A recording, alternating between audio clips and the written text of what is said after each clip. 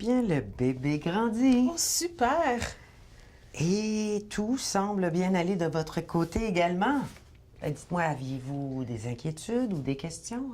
Bon, ben, je suis beaucoup plus fatiguée maintenant avec les deux enfants de mon mari et la grossesse en plus.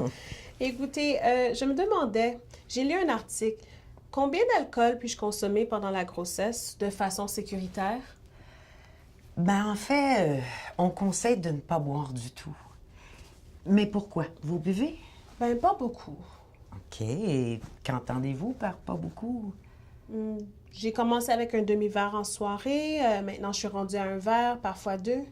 Et quand avez-vous commencé le demi-verre? Il y a à peu près 2 mois. OK.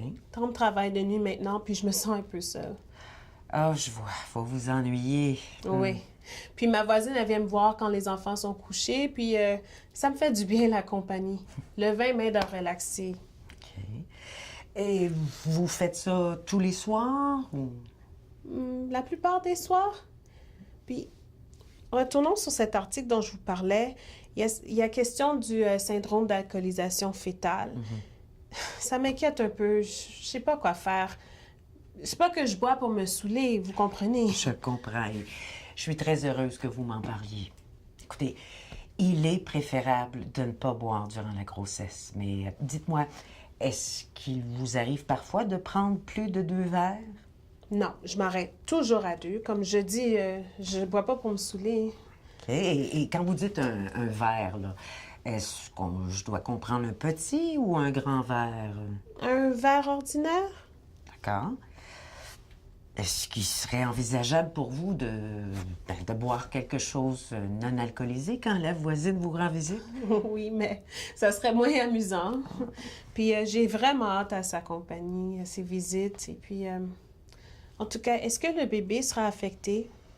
Bien, à ce jour, le bébé grandit et rien n'indique une insuffisance de poids, ce qui est très bon signe.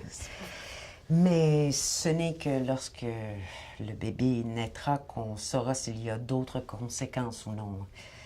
Voyez-vous, les effets de l'alcool sur le bébé sont pas toujours évidents sur le coup.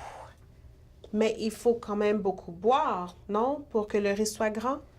Pas nécessairement. De récentes études démontrent que il n'y a pas de quantité d'alcool, ni même de temps pendant la grossesse qui soit sans risque.